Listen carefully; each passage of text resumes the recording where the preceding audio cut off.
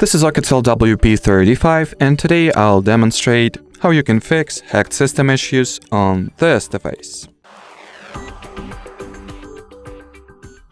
So in the beginning, I recommend you to check for available software/system and security updates. In order to do that, launch the device's settings. Here enter the security and privacy category, and then go for the system and updates. Now, begin by checking for security updates, and if it will be a newer software version, make sure to go ahead and install it, and also check for, Google Play System Update as well. Then what you might also want to do is to launch Google Play Store, make sure to sign into a Google account.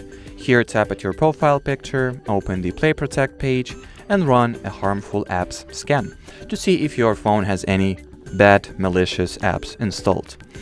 And the final advice that I give to you is that you try using some third-party antivirus solutions, since they are typically more effective than the built-in steps you can take and built-in measures you can enroll.